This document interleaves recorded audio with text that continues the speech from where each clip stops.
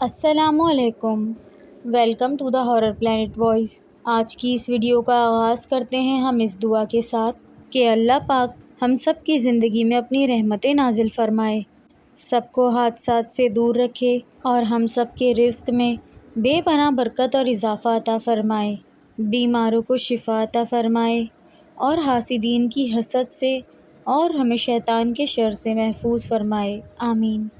تمام ویورز سے میری ہمبل ریکویسٹ ہے کہ اگر آپ کو میری سٹوریز پسند آ رہی ہیں تو آپ اس سٹوری کو لائک کریں، اپنے فرینڈز اینڈ فیملی میں شیئر کریں اور میرے چینل کو سبسکرائب کریں۔ ساتھ ہی اگر آپ کے پاس بھی ایسی ٹیریفائنگ، ہارریبل اور مسٹیریس سٹوریز ہیں تو ہم سے شیئر کریں، ہم اس کو لازمی نریٹ کریں گے۔ کامنٹ کر کے لازمی بتایا کریں کہ آپ ہمیں کس شہر سے سن رہے ہیں۔ چلیں شروع کرتے ہیں اپنی سٹوری۔ مریم اپنے ماں باپ کی اکلوتی بیٹی تھی۔ کئی سالوں کے بعد رفیق اور زینب کی دلی مراد پوری ہوئی تھی۔ شادی کے 10 سال گزر گئے لیکن ان کے پاس اولاد نہیں تھی۔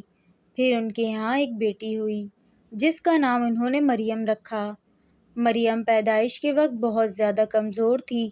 1 سال تک وہ کبھی بھی تندرست نہ ہو سکی۔ پھر رفیق نے اپنے ایک دوست کے مشورے پر ایک بزرگ سے رابطہ کیا۔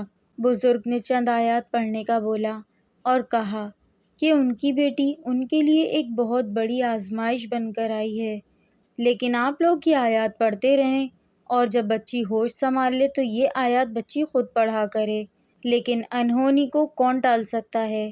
جب یہ 10 سال کی ہو جائے تو اسے میرے پاس دوبارہ لانا، اور یاد رہے رات کے وقت بچی کو کسی بھی وقت اکیلا چھوڑنے کی غلطی کبھی مت کریے گا، ورنہ نقصان کے ذمہ دار آپ خود ہوں گے۔ یہ سب سن کر مریم کے ماں باپ گھر آ گئے اور ان آیات کا ورد رات دن لازمی کرتے۔ وہ پریشان بھی ہو گئے تھے کہ اللہ نے ان کو آزمائش کے لیے چن تو لیا ہے، کیا وہ لوگ اس آزمائش میں پورے اتریں گے بھی کہ نہیں۔ رفیق صاحب پریشان کیوں ہوتے ہیں؟ وہ جس نے اتنے سالوں بعد ہمیں اولاد کی خوشی دی ہے وہ یقیناً ہمیں یہ خوشی مستقل بھی دے گا۔ زینب یہ کہہ کر چپ ہو گئی۔ بات تو تم نے بالکل درست کی ہے، لیکن زینب ہم لوگ انسان ہیں، نہ جانے کہاں خطا کر جائیں۔ مجھے تو اس بات کی سمجھ نہیں آتی کہ آخر ہماری بیٹی کے ساتھ ہی ایسا کیوں ہوا۔ اس سے بہتر تو تھا کہ ہم بے اولاد ہی رہتے۔ توبہ کریں رفیق صاحب، وہ بڑا بے نیاز ہے، آپ مایوسی کی باتیں کیوں کرتے ہیں؟ جب یہ جان اس نے دی ہے تو ہم کون ہوتے ہیں اس کے واپس لینے پر اعتراض کرنے والے؟ آپ صبر کریں اور اللہ پر بھروسہ رکھیں، ہمارا ایمان ہم سے یہ تقاضا کرتا ہے۔ آپ دیکھنا ہم پھر کیسے سرخرو ہوتے ہیں۔ زینب نے یہ کہتے ہوئے رفیق صاحب کو دلاسا دیا۔ رفیق کچھ بولنے ہی لگے تھے کہ مریم کو آتا دیکھ کر انہوں نے بات بدل لی۔ مریم کو گھر کی نوکرانی سکینہ کمرے سے باہر لائی تھی۔ زینب نے اسے گود میں لیا اور مسکرانے لگی۔ یہ دیکھ کر رفیق بھی خوش نظر آنے کی کوشش کرنے لگے اور مریم کے چہرے پر پیار دے کر باہر چلے گئے۔ سال گزرتے گئے۔ جب مریم 9 سال کی ہوئی تو اس کی سالگرہ کا دن بھی نزدیک آ گیا تھا۔ اس کے والدین نے مریم کی سالگرہ ایک ہوٹل میں کرنے کا فیصلہ کیا تاکہ مریم خوش ہو جائے۔ اس عرصے کے دوران رفیق اور زینب آیات کا ورد باقاعدگی سے کرتے تھے، اور اب وہ دونوں مطمئن بھی تھے کہ شاید اب اور ان کے لیے آزمائش نہیں آنی، کیونکہ اس سارے عرصے کے دوران کچھ بھی غیر معمولی کام نہیں ہوا تھا۔ اس رات مریم بہت زیادہ خوش تھی، اس کی سبھی دوستیں وہاں آنے والی تھیں۔ جب وہ ہوٹل پہنچے تو ہر طرف گہما گہمی تھی۔ رفیق کا کاروبار سرکل کافی وسیع تھا، اس لیے وہاں زیادہ تر تو کاروباری لوگ جمع تھے۔ اس کے علاوہ زینب کے بھائی کی فیملی بھی وہاں موجود تھی، جو بہت لمبے عرصے کے بعد انگلینڈ سے پاکستان آئے تھے۔ اب وہ پاکستان ہی شفٹ ہو گئے تھے۔ انہوں نے زینب کے گھر کے نزدیک ہی ایک کوٹھی خرید لی تھی تاکہ ان کی یہ چھوٹی سی فیملی ایک ساتھ رہ سکے۔ زینب کے بھائی کا نام امجد تھا، اس کی بیٹی روحا اور ایک بیٹا جس کا نام اویس تھا۔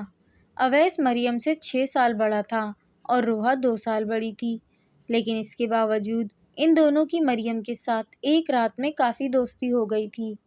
پہلے وہ ویڈیو کال پہ کبھی کبھار بات کر لیا کرتے تھے، اور اب جب وہ آمنے سامنے آئے تو ان کی خوشی کا کوئی ٹھکانہ نہ تھا۔ مریم جب ہوٹل پہنچی تو ایک ہیولا اس کے قریب سے گزرا، جس نے اس کے کان میں سرگوشی کی، تم تو آج محفل میں موجود ہر شخص کی جان لے لو گی۔ آج تم پری لگ رہی ہو۔ Happy birth day. تمہارا تحفہ تمہاری گاڑی میں ہے۔ یہ آواز سن کر مریم ڈر گئی۔ پھر جب اس نے ارد گرد لوگوں کو دیکھا تو اسے تسلی ہوئی۔ مریم کم عمر ضرور تھی، لیکن وہ بہت حساس طبیعت کی مالک تھی۔ ہنسمکھ بھی وہ بہت زیادہ تھی، لیکن جو کچھ ابھی اس کے ساتھ ہوا وہ اسے پریشان کر گیا، کیونکہ اکثر وہ ایسی کہانیاں یوٹیوب سے سنا کرتی تھی۔ ابھی وہ سوچوں میں گم تھی کہ روحا اور اویس نے اسے آ کر آواز دی، ارے میڈم، وہاں سب تمہارا انتظار کر رہے ہیں اور تم یہاں بت بنی ہوئی ہو۔ چلو کم آن، کیک کاٹتے ہیں۔ مریم نے بھی سب کچھ ذہن سے نکال دیا اور ان کے ساتھ چلنے لگی۔ وہ ابھی کیک سے کچھ فاصلے پر ہی تھی کہ یکایک اسے کیک میں سے خون نکلتا ہوا نظر آیا۔ اسے لگا جیسے ابھی ابھی کسی کا سر قلم کیا گیا ہو۔ اس نے یہ منظر دیکھا تو جھرجھری سی محسوس کی اور آنکھوں پہ ہاتھ رکھ کر رگڑا، اور دوبارہ آنکھیں کھولی تو وہاں خون کی جگہ ایک بہت ہی پیارا کیک موجود تھا۔ اس نے اپنا وہم سمجھ کر اس کو نظر انداز کر دیا اور چلتی ہوئی کیک کے پاس پہنچ گئی۔ سب کے چہرے کی طرف ایک نظر اٹھا کر جب وہ دیکھنے لگی تو اچانک اسے لگا جیسے اس کے ابو کے پیچھے وہ ہیولا کھڑا ہے، لیکن فوری طور پر وہ غائب بھی ہو گیا۔ اس نے پھر اس کو اپنا وہم سمجھا۔ بیٹا مریم، آج کیا آپ نے کیک نہیں کاٹنا یا پھر مہمانوں کو ہی دیکھتے رہنا ہے؟ نہیں پاپا، بس ایسے ہی حیران ہو رہی تھی کہ اتنے سارے لوگ میری برتھ ڈے پر آئے ہیں۔ یہ سن کر سب ہنسنے لگے۔ اویس مریم کے نزدیک آ گیا۔ میرا خیال تم لوگوں کو دیکھو اور میں یہ کیک کھا لیتا ہوں، کیا خیال ہے؟ رفیق آگے بڑھے، انہوں نے مریم کے ہاتھ پہ ہاتھ رکھ دیا، لیکن مریم کو لگا ایک آگ کا انگارہ اس کے ہاتھ پر رکھ دیا گیا ہے۔ اس سے پہلے کہ مریم چیخ مارتی وہ تپش ختم ہو گئی۔ اس نے کیک کاٹنا شروع کیا تو وہ ساکت رہ گئی، کیونکہ جو منظر وہ دیکھ رہی تھی وہ اور ہی ایک دنیا کا منظر لگ رہا تھا۔ وہاں ہر چیز پر اسرار تھی، عجیب سناٹا چھایا ہوا تھا، ہر طرف خون ہی خون تھا۔ وہاں کچھ لوگ موجود تھے جو اسے عجیب نظروں سے دیکھ رہے تھے۔ ان کے جسم پر بال اس قدر تھے جیسے کوئی جنگل ہو، کسی کی آنکھ غائب تھی تو کسی کی ناک، کوئی منہ ہی منہ میں کچھ پڑھے جا رہا تھا، کوئی زور زور سے کہے لگا رہا تھا تو کوئی گمسم بیٹھا تھا۔ جب مریم کی نظر سامنے اٹھی تو وہاں ایک بہت بڑا کیک تھا، لیکن اس کیک کو دیکھ کر مریم حیران ہو جاتی ہے۔ اس عجیب دنیا کا وہ کیک بھی عجیب ہی تھا۔ اس کے پیچھے سے وہی ہیولا نکلا، لیکن یہاں وہ ہیولا نہیں بلکہ دوسرے وہاں پائے جانے والے انوکھی مخلوق جیسا تھا، لیکن وہ باقی کی نسبت ایک معقول شکل کا تھا۔ بس اس کی آنکھوں میں ایسے تھا جیسے آگ ہو۔ ارے مریم، تم رک کیوں گئیں؟ آگے بڑھو، یہ سب تمہارے لیے ہی تو ہے۔ آج تم اپنی پہلی بار سالگرہ ہماری طرف منانے آئی ہو۔ تم کون ہو؟ مریم نے لڑکھڑاتی زبان کے ساتھ سوال کیا۔ میرا نام واسم ہے اور یہ سب ہماری نگری ہے۔ ہم لوگ کوہ کاف کے پیچھے ایک پہاڑی علاقے میں رہ رہے ہیں۔ تم میری چھوڑو اور کیک کاٹو، تمہیں دیر ہو رہی ہے، واسم نے مسکراتے ہوئے کہا۔ لیکن جب واسم ہنسا تو فضا میں بجلی سی چمکنے لگی، شور ہی شور ہر طرف ہو گیا۔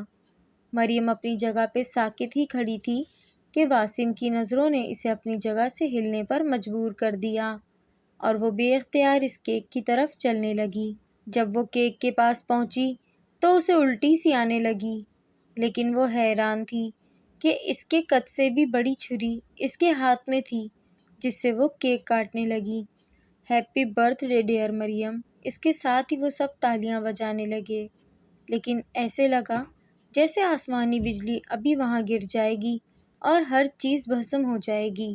وہ سب اپنی عجیب سی آوازوں میں وش کر رہے تھے کہ اچانک بادل گرجنے لگے۔ جو سب وہاں موجود تھے وہ سب بھی بھاگنے لگے۔ یہ ساری افراتفری دیکھ کر مریم کے پسینے چھوٹ رہے تھے۔ بیٹا مریم، رفیق صاحب نے مریم کو زور سے جھنجھوڑا، لیکن ہوش کی دنیا میں آنے سے پہلے اسے ایک اور آواز سنائی دی۔ میں تم سے معافی مانگتا ہوں مریم کہ میں تمہاری سالگرہ نہیں منا سکا، لیکن تمہارا تحفہ تم تک پہنچ جائے گا۔ مریم ہوش کرو، تمہیں اس قدر پسینہ کیوں آ رہا ہے؟ تم اتنا گھبرا کیوں رہی ہو؟ وہ بے ہوش ہو گئی تھی۔ یہ دیکھ کر رفیق صاحب نے سب سے معذرت کی اور انہیں فنکشن ختم ہو جانے کا بتایا۔ سب لوگ حیرت زدہ تھے کہ اچانک رفیق کی بیٹی کو کیا ہو گیا۔ سب لوگ آپس میں باتیں کرنے لگے، لیکن رفیق کی تو جیسے جان پر بن گئی تھی۔ اس نے فوراً مریم کو اٹھایا اور گاڑی کی طرف دوڑ لگا دی۔ وہ سب لوگ گاڑی میں بیٹھے۔ ادھر امجد بھی اپنی فیملی کے ساتھ گاڑی میں سوار ہو گیا اور ان کے پیچھے ہی گاڑی لگا دی۔ مریم کو وہ ہسپتال لے گئے۔ ڈاکٹر نے اسے چیک کیا۔ دیکھیں، خطرے کی کوئی بات نہیں۔ دراصل بچی نے بہت زیادہ اسٹریس لے لیا تھا، جس کی وجہ سے اس کا یہ حال ہوا ہے، مگر اب وہ نارمل ہے اور اسے نیند کا انجیکشن لگا دیا گیا ہے۔ وہ صبح تک آرام کی نیند سوئے گی۔ باقی فکر کی کوئی بات نہیں، آپ لوگ تسلی رکھیں۔ یہ سن کر رفیق اور زینب نے اللہ کا شکر ادا کیا اور مریم کو لے کر گھر آ گئے۔ مریم کو اس کے کمرے میں لٹا کر یہ سب لوگ ڈرائنگ روم میں آ گئے۔ اویس اور روحا دونوں مریم کے پاس ہی بیٹھ گئے۔ رفیق صاحب، آپ نے آج آیات کا ورد کیا تھا؟ زینب نے تشویش کا اظہار کرتے ہوئے پوچھا۔ اوہ، میں تو وہ آیات پڑھنا آج بھول ہی گیا، اور تم بھی شاید بھول گئی تھیں، انہوں نے پریشان کن لہجے میں کہا۔ یہ آیات کا کیا معاملہ ہے بھائی جان؟ ان کے بہنوئی نے پوچھا تھا۔ پھر انہوں نے بزرگ کی بات بتائی، جسے سن کر زینب کی بھابھی شاکرہ مسکرانے لگیں۔ کیا بات کرتی ہیں آپ بھی بہن، آج کے دور میں ایسا کب ہوتا ہے؟ یہ بابا لوگ ایسے ہی ڈراتے ہیں لوگوں کو، آپ فکر نہ کریں۔ ویسے ہی بچی لوگوں کو دیکھ کر گھبرا گئی ہوگی، آپ نے دیکھا نہیں تھا کیسے وہ لوگوں کو دیکھ کر حیران ہو گئی تھی۔ ٹھیک ہے، اب جو بھی بات تھی وہ بھول جائیں اور آرام سے سو جائیں، کل دیکھیں گے کہ کیا کرنا ہے۔ یہ کہہ کر سب لوگ اپنے اپنے کمرے میں چلے گئے۔ وہ سب ایک دوسرے کو دلاسا دے کر اٹھ گئے، لیکن مریم کی ماں کو سکون نہ آیا۔ زینب، اٹھو، کمرے میں چلیں، اللہ پر بھروسہ رکھو، وہ ہماری مدد کرے گا۔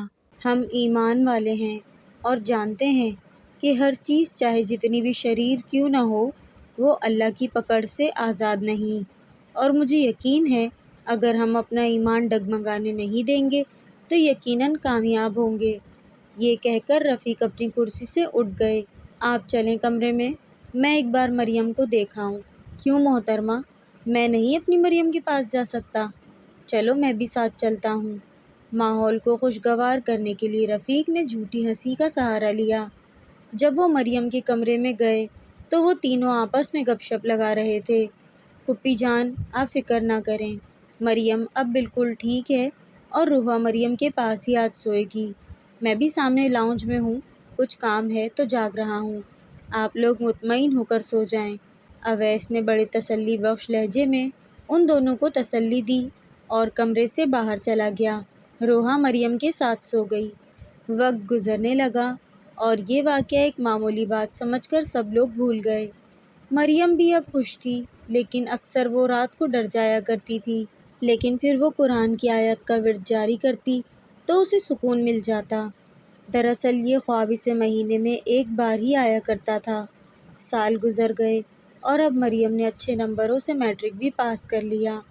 ان سب کی زندگی معمول کے مطابق گزر رہی تھی کہ ایک رات مریم اپنے کمرے میں لیپ ٹاپ کے سامنے بیٹھی مختلف یونیورسٹیاں سرچ کر رہی تھی۔ اچانک اس کے لیپ ٹاپ کی اسکرین بلیک ہو گئی۔ کمرے میں جو 0 وولٹ کا بلب جل رہا تھا، اس کی روشنی بھی اچانک بدلنے لگی۔ اسے ایسے لگا جیسے وہاں آگ کے شعلے بھڑک رہے ہوں۔ کمرے کی کھڑکی جو پہلے سے بند تھی، اب ایک زوردار ہوا کے جھونکے کے ساتھ کھل گئی، جیسے کمرے کی ہر چیز زلزلے کی زد میں آ گئی ہو۔ لیکن حیرت کی بات یہ تھی کہ بیڈ اپنی جگہ پہ ہی تھا، وہاں ایسی کوئی بھی ہلچل نہیں تھی، لیکن کمرے کے در و دیوار ایسے تھے جیسے وہاں بھونچال آ گیا ہو۔ اچانک اسے لگا جیسے کسی چیز نے اس کے کندھے پر ہاتھ رکھا۔ اس نے پلٹ کر دیکھا تو وہاں ایک گڑیا تھی۔ جس پر مریم کی نظر پڑی تو وہ گڑیا ہنسنے لگی۔ وہاں کیا دیکھ رہی ہو پیاری لڑکی؟ میں تو تمہارے سامنے ہوں۔ مریم نے گردن گھمائی تو اس کے لیپ ٹاپ پر ایک بڑی ہی بھیانک تصویر تھی، لیکن یہ اس کا وہم تھا، کیونکہ وہ تصویر نہیں تھی، وہ تو کوئی جیتی جاگتی مخلوق تھی۔ میں تمہارا زیادہ وقت نہیں لوں گا، کیونکہ مجھ سے تم کسی بھی ہمدردی کی توقع مت رکھنا۔ میں نہ تو کسی کو کیک وش کرتا ہوں اور نہ ہی گفٹ، میں تو سیدھی بات کرنے کا قائل ہوں۔ تم جو یہ آگے پڑھنے کی سوچ رہی ہو، تمہاری یہ سوچ ادھوری ہی رہ جانی ہے، کیونکہ تم اب اس دنیا میں نہیں رہو گی۔ بہت جلد میں تمہیں لینے آؤں گا اور پھر ہمیشہ کے لیے تم میری ہو جاؤ گی، اور ایک دن میں تمہیں قربان کر دوں گا، کیونکہ میری طاقت تمہیں حاصل کرنے سے بڑھ جائے گی۔ تم کون ہو؟ میرے پیچھے کیوں پڑ گئے ہو؟ مریم اب بے خوف ہو گئی تھی۔ مجھے یہ لہجہ بالکل پسند نہیں ہے۔ رہی میرے تعارف کی بات، تو میں تمہارے اس جنزادے واسم کا کزن ہوں، اور مجھے کالو ظلمی کے نام سے میرے قبیلے کے لوگ جانتے ہیں، اور ہاں، تمہیں اب واسم بھی نہیں بچا سکتا۔ یہ کہہ کر وہ غرانے لگا۔ کمرے کی ہر چیز زور زور سے ہنسنے لگی اور وہ غائب ہو گیا۔ مریم لڑکھڑاتے ہوئے قدموں سے کھڑکی کے پاس آئی تو سامنے دنیا بھر کا اندھیرا تھا، ایسے جیسے کوئی غار ہو۔ ہر طرف ایک مایوسی مسلط تھی، عجیب سی ویرانی چھائی ہوئی تھی، ہر چیز سناٹے کی زد میں تھی۔ اندھیرے کی ایک گہری لہر نے پورے ماحول کو گھیر رکھا تھا۔ اچانک آسمان پر مٹیالے رنگ کے سیاہ بادل چھا گئے اور ہوا کے جھونکے ایک خوفناک مخلوق کی طرح حملہ آور ہو گئے تھے۔ سوکھے پتے ایسے جیسے کسی آسیبی طاقت کی قید میں رقص کر رہے ہوں۔ یہ سب دیکھ کر مریم کو اپنے حواس پر یقین نہیں آیا۔ اس کے سبھی رنگین خواب اس رات میں تاریک ہو چکے تھے۔ آرزوؤں کا ستارہ غروب ہو گیا۔ بد نصیبی شاید اب مریم کی ساتھی بننے جا رہی تھی۔ صحن میں جب اس کی نظر پڑی تو پودوں کے نیچے پزمردہ پھول پڑے تھے، جو مریم کے خوابوں کی طرح اب رون دیے گئے تھے۔ کچلے ہوئے پتے، سوکھی سوکھی ٹہنیاں ایک بھیانک مخلوق کی طرح ہل رہے تھے۔ وہاں غمگین روحوں کی سسکیاں سنائی دے رہی تھیں۔ دور کہیں پر کوئی پرندہ یہ سب عالم دیکھ کر بڑی دردناک آواز میں نالہ و شیون کر رہا تھا۔ لنج منج درخت کس قدر وحشت ناک دکھائی دے رہے تھے۔ آسمان پر چھائے بادلوں نے صفِ ماتم بچھا رکھا تھا۔ مریم سوچ رہی تھی کہ جو کچھ اس نے دیکھا، کیا وہ اس کے خوابوں کو پھیکا کر دے گا؟ کیا وہ زندگی کی سبھی گزری امیدیں جھوٹی تھیں؟ وہ اپنوں کے سنگ گزرے پیارے لمحے، چمکیلی صبحیں اور مسرت سے لبریز شامیں، تصور کے وہ رنگین جزیرے، وہ پراسرار قصر، رنج و عالم کا یہ طوفان مریم کیسے برداشت کر پائے گی؟ اب تو شاید دنیا میں اس کے لیے کچھ بھی نہیں رہ گیا تھا۔ ایسی اجڑی ہوئی اداس اور خوفناک راہوں کی مسافر زندگی کو مریم لے کر کیا کرے گی؟ اور پھر ٹھٹک گئی۔ دور کہیں فجر کی اذان کی آواز اس کے کانوں میں پڑی۔ اس کا دل چاہا وہ اس آواز کی سمت میں سفر کرتی جائے اور آنے والی زندگی خطروں سے بچ جائے۔ اور پھر اس نے وضو کے لیے کمرے کا دروازہ کھولا تو باہر ہر چیز سکون میں تھی، جیسے وہاں کچھ بھی نہ ہوا ہو۔ جو کچھ اس کے ساتھ اس رات میں ہوا وہ ایک خواب لگنے لگا، مگر وہ حقیقت تھا، ایک دردناک تلخ حقیقت جس سے اب مریم کو گزرنا تھا۔ مریم نے نماز پڑھی اور تلاوت قرآن شروع کر لی۔ مریم سورہ جن کی تلاوت کر رہی تھی۔ ترجمہ: اور یہ کہ بے شک بعض تو ہم میں نیکوکار ہیں اور بعض اس کے برعکس بھی ہیں۔ ہم مختلف طریقوں سے بٹے ہوئے ہیں، یعنی اخلاقی حیثیت سے ہم بھی اچھے اور برے دونوں کی طرح جن پائے جاتے ہیں، اور اعتقاد میں بھی ہمارا کوئی ایک مذہب نہیں ہے، بلکہ ہم مختلف گروہوں میں منقسم ہیں۔ یہ بات کہہ کر یہ ایمان لانے والے جن اپنی قوم کے جنوں کو یہ سمجھانا چاہتے ہیں کہ ہم راہ راست معلوم کرنے کے یقیناً محتاج ہیں، اس سے ہم بے نیاز نہیں ہو سکتے، اور ہم نے سمجھ لیا کہ ہم اللہ تعالیٰ کو زمین میں ہرگز عاجز نہیں کر سکتے اور نہ بھاگ کر اسے ہرا سکتے ہیں۔ مطلب یہ کہ ہمارے اسی خیال نے ہمیں نجات کی راہ دکھا دی۔ ہم چونکہ اللہ سے بے خوف نہ تھے اور ہمیں یقین تھا کہ اگر ہم نے اس کی نافرمانی کی تو اس کی گرفت سے کسی طرح نہ بچ سکیں گے۔ اسی لیے جب وہ کلام ہم نے سنا جو اللہ تعالیٰ کی طرف سے راہ راست بتانے آیا تھا تو ہم یہ جرأت نہ کر سکے کہ حق معلوم ہو جانے کے بعد بھی انہی عقائد پر جمے رہتے جو ہمارے نادان لوگوں نے ہم میں پھیلا رکھے تھے۔ مریم جیسے جیسے قرآن کی آیت پڑھ رہی تھی اسے حوصلہ مل رہا تھا اور تفسیر کی مدد سے وہ آیات کو اچھے طریقے سے سمجھنے میں کامیاب ہو رہی تھی۔ اس چیز نے اسے ڈھارس دی کہ جو بھی مخلوق ہو وہ اللہ کی پکڑ سے کبھی آزاد نہیں ہے۔ مریم نے ٹھان لی کہ اب کی بار جو مخلوق بھی اس کے سامنے آئی وہ بغیر ڈرے اس کا مقابلہ کرے گی۔ قرآن نے اسے تھام لیا تھا اور ایک بہادر انسان بنا دیا تھا۔ ناشتے کی میز پر وہ تینوں موجود تھے، لیکن آج مریم حسب معمول خوشی اور پریشانی دونوں کیفیات کا شکار تھی۔ بیٹی مریم، آپ پریشان کیوں ہیں؟ رفیق نے بڑے پیار سے اپنی بیٹی سے پوچھا۔ بابا، میں آپ دونوں سے ایک بات کہنا چاہتی ہوں۔ بابا، رات کو میرے ساتھ بہت عجیب واقعہ ہوا ہے۔ اس عصبی مخلوق نے مجھے اس دنیا سے اپنی دنیا میں لے جانے کا کہا ہے۔ یہ بات سن کر وہ دونوں پریشان ہو گئے۔ ماما، آپ لوگ پریشان مت ہوں، اور ہاں، اگر میں غائب ہو جاؤں تو بجائے پریشان ہونے کے میرے لیے دعا کرنا۔ میرا یقین کہتا ہے کہ میں کامیاب ہو کر لوٹوں گی۔ یہ تم کیسی باتیں کر رہی ہو؟ تمہیں کچھ نہیں ہوگا۔ زینب نے بڑے دل کا سہارا لیتے ہوئے یہ الفاظ بولے۔ چھوڑیں، آپ اس بات کو جانے دیں۔ چلیں، اب میں روحا اور اویس کے ساتھ ایک پارٹی پر جا رہی ہوں۔ یہ کہہ کر مریم اٹھ گئی اور اپنے کمرے کی طرف چلی گئی۔ جب اس نے الماری کھولی تو سامنے ایک کاغذ تھا۔ اس نے وہ کاغذ اٹھا لیا۔ وہ حیران تھی کیونکہ تحریر سیاہی کی جگہ سرخ خون سے لکھی ہوئی تھی۔ سلام مریم، میں تم سے ملنا چاہتا ہوں۔ رات کے پہر تم اپنے لان میں کیکر کے بڑے درخت کے پاس آ جانا۔ تمہارا خیر خواہ واسم۔ تحریر صفحے سے خود بخود غائب ہو گئی، جیسے وہاں کچھ بھی نہ ہو۔ مریم اویس لوگوں کے ساتھ پارٹی پر گئی۔ رات 8 بجے وہ گھر آ گئی۔ وہ پریشان تو تھی، لیکن اس نے ماں باپ کو خوش رکھنے کے لیے بناوٹی ہنسی کا سہارا لیا اور کمرے میں چلی گئی۔ پارٹی سے واپسی پر اس نے سب کچھ روحا اور اویس کو بھی بتا دیا اور انہیں بھی اپنے گم ہونے پر صبر کرنے کا کہا۔ مریم ایک ایک پل بے تابی سے کاٹ رہی تھی۔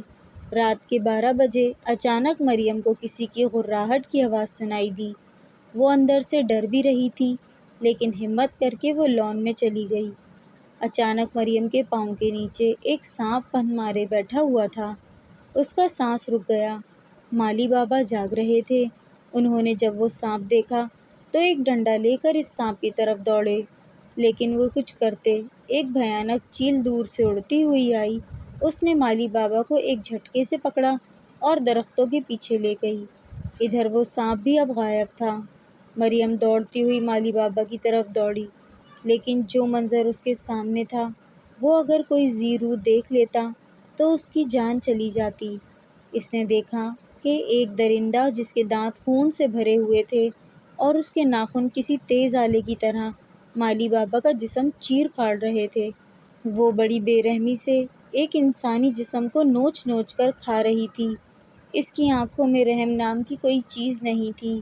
اور پھر مریم کے سامنے ہی اس نے مالی بابا کا کلیجہ نکالا اور اس کے ٹکڑے کیے اور نگل گئی۔ مریم کو یہ سب دیکھ کر متلی سی ہونے لگی۔ اس درندے نے مالی بابا کی ایک ایک بوٹی کھا لی اور خون بھی سارا پی لیا۔ مریم کے حواس اس کا اب ساتھ دینے سے انکار کر رہے تھے۔ مریم دل ہی دل میں اللہ کو یاد کرنے لگی۔ اس درندے کی نظر اب مریم کی طرف تھی اور وہ بے ڈھنگے سے انداز سے ایک بچی ہوئی بوٹی کو منہ میں دباتے مریم کی طرف آنے لگا، مگر اچانک مریم کو کسی دوسری چیل کے پروں کی آواز آئی۔ وہ پیچھے اس چیل کی طرف دیکھنے ہی لگی تھی کہ اس چیل نے مریم کو اپنے پروں میں دبایا اور اڑا کر لے گئی۔ فضا میں زمین سے ہزاروں کے فاصلے پر اس وقت مریم تھی۔ اس نے دیکھا کہ وہ دوسری چیل بھی ان کے پیچھے ہی ہے، شاید وہ ان کا تعاقب کر رہی تھی۔ مریم چونک پڑی کیونکہ اسے چہرے پر تپش محسوس ہونے لگی۔ اس کا جسم ایسے تھا جیسے آگ میں ہو۔ اس نے نیچے دیکھا تو اس کی سانس رکنے لگی۔ اس کے پھیپھڑے ہوا اندر لے جانے کے بجائے خون کی مہک لے کر جا رہے تھے۔ مریم کا دل اب اس انجانے خوف سے جیسے بند ہونے لگا۔ یکایک اسے لگا کوئی اسے پکار رہا ہے، مریم ڈرنا نہیں، یہ غیبی مخلوق تمہارا کچھ نہیں بگاڑ سکتی، تم بس ہمت نہ ہارنا اور اللہ کی آیات کا ورد جاری رکھو۔ یہ آواز پیر بابا کی تھی۔ مریم کو گھر نہ پا کر وہ سب لوگ پریشان ہو گئے۔ رفیق نے اویس کو کال کر کے صورتحال بتائی۔ اویس فوراً ہی ایک بابا جی کے پاس گیا اور انہیں سب کچھ بتایا تو انہوں نے اللہ کی آیات بلند آواز سے پڑھنا شروع کر دی۔ عجیب آگ تھی جو اچانک مدھم ہوتی اور پھر شعلے ہوا میں اڑنے لگتے۔ مختلف لاشیں اس آگ میں نظر آ رہی تھی۔ اس آگ سے جب وہ نکلتے تو وہ ایک غار کے دہانے پر کھڑے تھے۔ یہ چیل واسم تھا جو اب اپنی عصبی حالت میں آ چکا تھا۔ یہ روپ مریم پہلی بار دیکھ رہی تھی۔ جلدی سے غار کے اندر چلو، میں آتا ہوں۔ یہ سن کر مریم فوراً غار میں داخل ہو گئی۔ لیکن یہ کیا؟ وہاں تو ہزاروں ڈھانچے کھڑے تھے، کہیں کھوپڑیاں وہاں پڑی ہوئی تھیں۔ خون کی بدبو اس قدر تیز تھی کہ سانس لینا محال تھا، مگر وہ ورد کرتی جا رہی تھی۔ غار کے اندر اس قدر اندھیرا تھا کہ 1 انچ آگے بڑھنا بھی محال تھا۔ وہاں ایسی آوازیں آ رہی تھیں جیسے بہت ساری روحیں چیخ و پکار کر رہی ہوں۔ کسی وحشی درندے کی غراہٹ ایسے پھیل رہی تھی جیسے کوئی ناگن اپنے پھن پھیلاتی ہے تو زور سے ہر چیز تھرا جاتی ہے۔ وہ آرام سے قدم رکھتی ہوئی آگے بڑھنے لگی۔ وہ بڑے محتاط انداز سے چل رہی تھی کہ بغیر ماسک کے ایک ڈھانچہ اس کی طرف چلا آ رہا تھا۔ اس کے ناخن خون سے لت پت تھے، اس کے باقی جسم کے حصے اتنے خوفناک نہ تھے جتنی اس کی آنکھیں۔ ویرانے میں جب کوئی ڈھانچہ اس طرح آپ کی طرف چلے اور اس کی آنکھوں سے شعلے نکل رہے ہیں، اس قدر زیادہ شعلے کہ دنیا میں اگر وہ آتا تو یقیناً آدھی سے زیادہ دنیا اس کی تپش سے بھسم ہو جاتی۔ اچانک مریم نے ہلنے کی کوشش کی تو وہ ایک گہری کھائی میں گر گئی۔ اس کھنڈر نما غار میں اس کی چیخیں کسی بیوہ عورت کے اکیلے بیٹے کی جوانی کی موت سے بھی زیادہ شدید تھیں۔ وہ اس کھائی میں گر تو گئی، مگر حیرت کی بات یہ تھی کہ وہاں غار کی نسبت روشنی موجود تھی، لیکن اس روشنی نے جو نظارے اسے کروائے تھے وہ اس کی روح کی پرواز کر جانے کے لیے کافی تھے۔ مختلف سانپ اور ایک بھیانک اژدہا وہاں منہ کھولے جیسے اسی کے انتظار میں بیٹھے ہوئے تھے۔ اس کی سانس نے اب مزید اس کا ساتھ دینے سے انکار کر دیا اور وہ لڑکھڑاتی ہوئی گر گئی۔ یہاں پیر صاحب اپنے وظائف کو تیز کر رہے تھے۔ ان کا عمل اب تیز ہوتا جا رہا تھا اور ساتھ ساتھ ان کے چہرے پر دباؤ اس قدر تھا کہ ان کی رگیں پھول گئیں، جیسے وہ کہیں عصبی طاقتوں سے لڑ رہے ہوں۔ دوسری طرف غار سے باہر کالو اور واسم آپس میں لڑ رہے تھے۔ ان کی جنگ بھی عجیب تھی۔ تمہیں اس لڑکی کے معاملے میں مجھ سے لڑنا نہیں چاہیے تھا۔ میں نہ لڑتا تو تم ایک بے قصور لڑکی کی جان لے لیتے، صرف اس لیے کہ تم طاقتور بن سکو۔ ہاں، میں کسی بھی اور لڑکی کی جان لے سکتا تھا واسم، لیکن مجھے ایسی ہی منت و مراد سے مانگی ہوئی لڑکی کی ضرورت تھی۔ تمہیں بھی تو پتہ ہے ایسے لوگ قسمت والے ہوتے ہیں، اور جن کی قسمت اچھی ہو ان کے مقدر کے ستارے بہت ہی طاقتور ہوا کرتے ہیں، اور ان کی طاقت اگر ہم جیسے لوگ استعمال کر بھی لیں تو کوئی گناہ تو نہیں۔ اور ویسے بھی واسم، جتنی عصبی قوتیں ہم ہوائی مخلوق میں زیادہ ہوں گی تو ہم اپنے مخالفین کے خلاف جنگی کارروائی کر کے سلطنت حاصل کر سکیں گے۔ شرم کرو کالو، تم تو اپنے نام کی طرح دل کے بھی کالے اور ظلم کی انتہا کرنے والے نکلے ہو۔ ہاں مانتا ہوں ہمیں طاقت کی ضرورت ہے، لیکن یہ بھی یاد رکھنا ہم سب ایک ہستی کے سامنے مجبور ہیں جس نے ہمیں تخلیق کیا ہے۔ تم اسے کیسے بھول گئے؟ کیسے تم نے ایک معصوم بچی کی جان کو عذاب بنا کر رکھ دیا ہے؟ شاید تمہیں یاد نہیں ہے کہ ہم شریر جنوں میں سے نہیں۔ ہمارے بڑوں نے ہمیں کبھی بھی کسی انسان کے ساتھ ایسا کھیل کھیلنے کی اجازت نہیں دی، پھر تم کیوں درندے بن گئے ہو؟ مجھے سمجھانے کی بجائے تم سمجھو کہ ہماری برادری ہمیشہ نیچ ہی رہی ہے، کبھی ترقی نہیں کی ہم نے، وہیں پڑے ہیں جہاں صدیوں سے تھے۔ کیا ملا ہمیں؟ کچھ بھی نہیں۔ تو تم ایسے نہیں سمجھو گے، تمہیں اپنی جان سے ہاتھ دھونا ہی پڑے گا۔ یہ کہہ کر واسم اور کالو ایک دوسرے پر آگ پھینکنے لگے۔ ایک زوردار طوفان بگولے کی صورت میں وہاں آیا اور ساتھ ہی کوئی پاکیزہ روحیں ان دونوں کی طرف آنے لگیں۔ وہ بگولا اور وہ روحیں ایک ہی پل میں کالو پر حملہ آور ہو گئیں تو کمزور پڑ گیا۔ واسم نے موقع سے فائدہ اٹھاتے ہوئے اس پر حملہ کر دیا۔ وہاں اب کئی شیطانی طاقتوں کے رونے کی آوازیں آ رہی تھیں۔ چمگادڑوں کا ایک غول غار سے اندھے پرندے کی طرح اڑتا ہوا فضا میں ہی تحلیل ہو گیا۔ ایسے ایسے درندے چیختے ہوئے غار سے نکل رہے تھے کہ جن کے سامنے اگر عام انسان آ جائے تو وہ وہیں ڈھیر ہو جاتا۔ ادھر کھائی میں موجود مریم اپنے حواس کھو چکی تھی۔ ایک الو نے اسے پروں میں رکھا اور تیزی سے باہر لے آیا۔ وہ جیسے ہی باہر آیا، غار زمین بوس ہو گیا۔ کچھ منٹ پہلے وہاں جو شیطانیت پھیلی ہوئی تھی اب ختم ہو چکی تھی۔ ادھر پیر صاحب بھی نارمل حالت میں آ گئے۔ مبارک ہو بیٹا، بچی بچ گئی ہے، تم گھر جاؤ، وہ بھی کچھ گھنٹوں میں گھر واپس آ جائے گی۔ لیکن پیر صاحب یہ سب کیا تھا؟ اویس نے پریشان ہوتے ہوئے پوچھا۔ فکر نہ کرو بیٹا، کچھ شیطان بھی اللہ کی حدود پار کرنے کی کوشش کرتے ہیں، لیکن منہ کی کھا کر وہیں ختم ہو جاتے ہیں، کیونکہ اللہ کی طاقت سے جو بھی ٹکرائے گا وہ برے انجام سے دوچار ہوگا۔ پھر پیر صاحب نے اسے سب کچھ مختصر بتایا کہ کیسے جن اپنی طاقت کے لیے اسے استعمال کرنا چاہ رہا تھا اور دوسرا جن خدا کا فرما بردار تھا، اس نے اس بچی کی مدد کی۔ تم یوں سمجھو ایک شریف زادے جن کی وجہ سے تمہاری لڑکی محفوظ ہے، ورنہ جس آسیب کا شکار مریم بیٹی ہونے جا رہی تھی اس کا مقابلہ میں اکیلا نہیں کر سکتا تھا۔ بس اب تم جاؤ اور اپنے رب کا شکر ادا کرو جو ہم جیسوں کے لیے ایک مضبوط محافظ ہے۔ اویس اب گھر کی طرف جانے لگا اور راستے میں اس نے مریم کے والدین کو مریم کی خبر دی کہ اب مریم محفوظ ہے اور جلد ہی گھر آ جائے گی۔ اتنی دیر میں مریم کو ہوش آ چکا تھا۔ واسم اس کے قریب آیا اور اسے ساری بات سے آگاہ کیا۔ آپ کا شکریہ واسم جن کہ آپ جیسے ایک شریف کی وجہ سے میرے ماں باپ مجھے کھونے سے بچ گئے۔ میری ایک درخواست ہے کہ آپ میرے قبیلے چلیں، وہ کیک والی پارٹی ابھی تک ادھوری ہے۔ مریم نے بھی ہاں کر دی اور اس کے ساتھ اس کے قبیلے آ گئی۔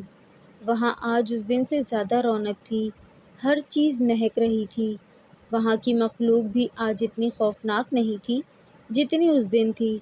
جن سردار نے واسم کو آتے دیکھا تو بہت خوش ہوا۔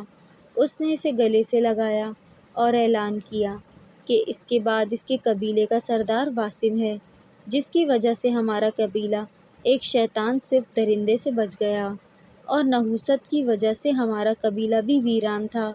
ہمارے قبیلے کی رونق واپس آ گئی۔ ان سب نے مل کر کیک کھایا اور مریم کو تحفے میں ایک قیمتی نگینہ دیا، جس کی وجہ سے مریم کو ہمیشہ ان سب کا پیار یاد آئے گا۔ واسم اب اس بچی کو گھر چھوڑاؤ، اس کے والدین پریشان ہوں گے۔ چند منٹ میں ہی مریم اپنے گھر تھی۔ اس کے والدین نے اسے دیکھا تو ان کی جان میں جان آ گئی۔ مریم بیٹی کے آنے کی خوشی میں ہم لوگ ایک محفل کریں گے تاکہ ہم اللہ کا شکر ادا کر سکیں، اور اس کے ساتھ میں بھائی اور اپنی بہن سے مریم کا ہاتھ اویس کے لیے مانگتا ہوں۔ مریم کے ماموں نے خوش ہوتے ہوئے کہا، جس پر سب خوش ہو گئے۔ اسی کے ساتھ آپ کا اور میرا ساتھ بھی ختم ہوا۔ اگر آپ کو کہانی اچھی لگی ہو تو ضرور بتائیں تاکہ میں پھر کسی اور کہانی کے ساتھ آپ کے سامنے حاضر ہو سکوں۔